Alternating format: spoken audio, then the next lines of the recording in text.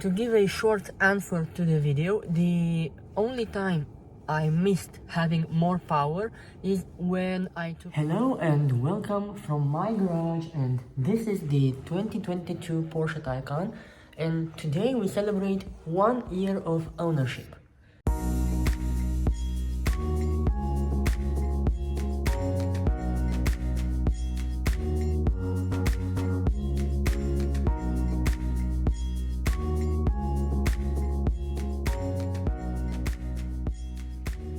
This is a model year 2022 Porsche Taycan, and it is the rear-wheel drive with Performance Battery Plus and also Sports Chrono package, if you see it just over there. This car covered 28,000 kilometers, and you can see, so it did. It's completely filthy inside and out, because it's winter, it's minus I don't know how many degrees, because it's crazy cold. If you are new to the channel, firstly, welcome, and secondly, you might not be able to know that my car was sent to the dealership twice. First for a software message error, and secondly for a heater failure. In the 28,000 kilometers, I was able to do summer trips, winter trips, daily driving, commute driving, having some fun on some twisty roads. So I've basically done everything, and my opinion is based on my active knowledge and activity of the car. So not a 1 week driving, this is 1 year of full Taycan experience. The reason for the video is to whether you should get a Taycan rear-wheel drive or get a Taycan 4S, because these two options are the cheapest. Most of the future Taycan owners would choose between this or that, and if you want to go for a turbo, a GTS or Turbo S, please do so, but in my opinion, it's not worth it. You should only get a 4S or a rear-wheel drive, and I will explain today why. Let me hop in the car because it's crazy cold outside and here too, and I'm really sorry for the mess, but I will explain everything. To give a short answer to the video, the only time I missed having more power is when I took friends on a ride. You won't be able to impress anyone with a Taycan rear-wheel drive, needless to say the standard battery or the Performance Plus battery, because it's pretty... the check range error just showed up because I'm on 15% battery. But either way, you won't be able to impress anyone. The car is not accelerating as an electric car, more as a ICE car, because the acceleration is pretty linear. If you might be wondering why is that, is because being just a rear-wheel drive, the car needs to pull without spinning the tires. But other than that, this car has only advantages. It has way more range than the competitor, the Taycan 4S. Another thing that differentiates the 4S to the rear-wheel drive is tire wear, because the 4S pushes all four wheels forward. It will consume all four wheels, all four tires to be more specific. On the rear-wheel drive, you will just use the back tires, and take my word, it's nowhere near as much as a 4S. Just because I told you about acceleration graph, it's more linear, so in that way tire spinning is not allowed. Another difference is somewhat a similarity, because if you compare the rear-wheel drive to the Turbo S, you won't be able to find noticeable differences in the exterior design, only if you know that the splitter in the front is carbon, and also the splitter in the back has some carbon lines. but those are easily retrofittable, and the wheels and tire selection is basically identical between the Turbo S and the rear wheel drive. If you take a look at the 911 series, you will see that the Carrera has a completely different design to the Turbo S. The Turbo S has some air intakes on the sides, has different wheel selection, because you might be able to know that Turbo S uses a center lock wheel, so a wheel with just one knob in the middle. The Taycan uses a more conventional 5-bolt wheel. If you want to fit the carbon blades 21 inches from the Turbo S, you can do it just fine. You can fit the Turbo 20 design inch, the Turbo 20 inch design, and you will be able to retrofit the carbon splitter and also the rear diffuser, and you will have a Turbo S look for half the price.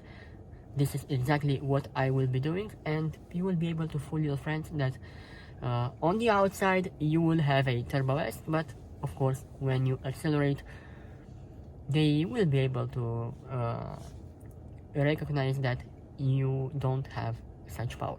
About the leather, it holds up fairly well.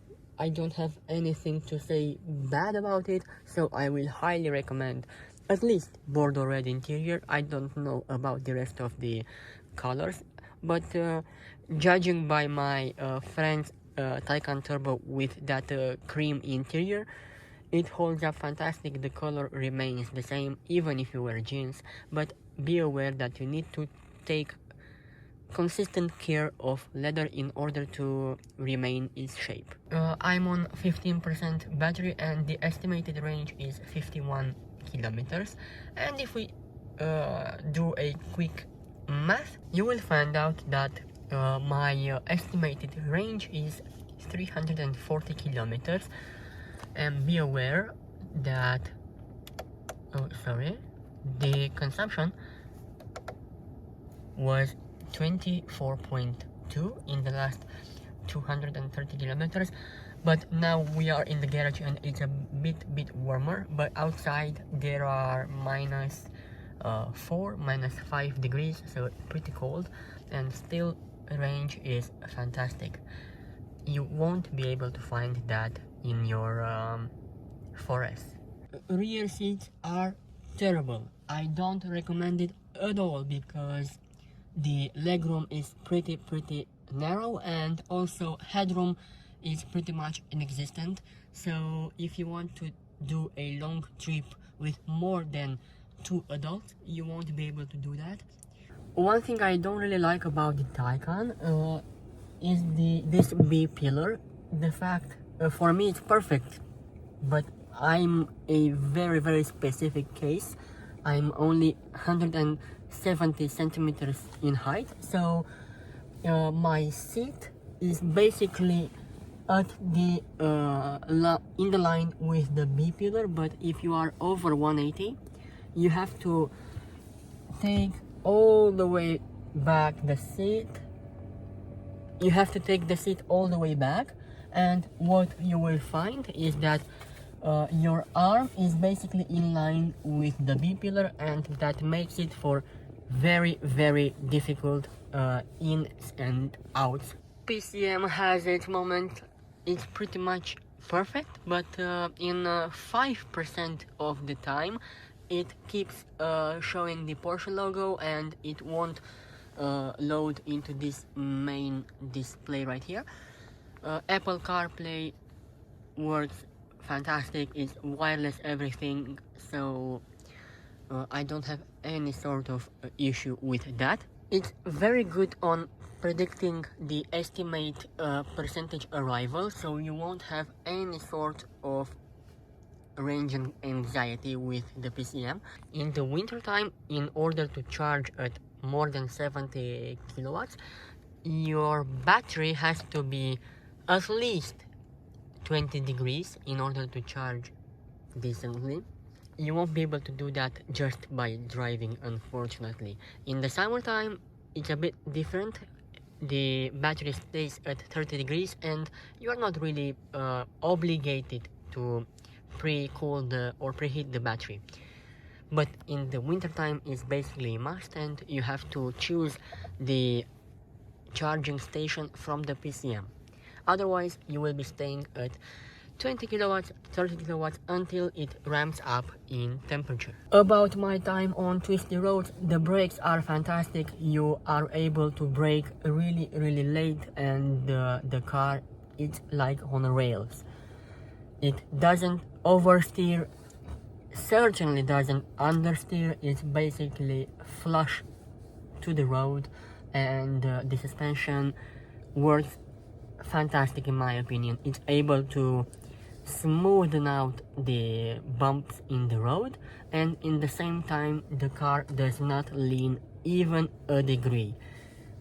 I've never seen and I've never experienced a car so comfortable and in the same time so sporty.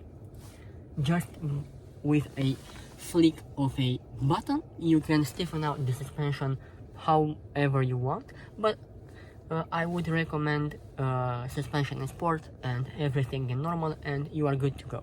Now with the steel brakes, I'm not so sure if you want to take it to the track, because gravity works against heavy cars, and this is no exception. This car is over 2,200 kilograms, so not a small car by all means, and on track is most visible. If I would be you, I won't spend any dime over 120,000 euros or dollars.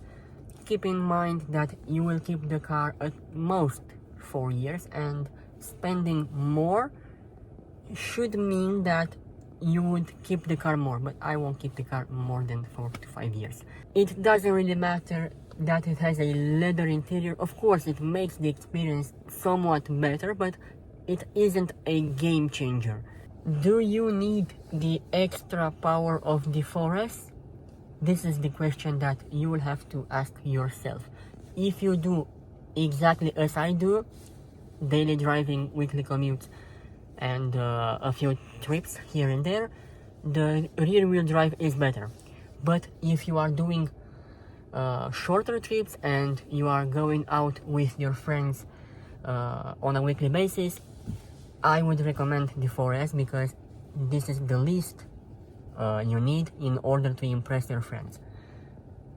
Other than that, thank you so much for watching, and I will see you guys in the next one. Ciao!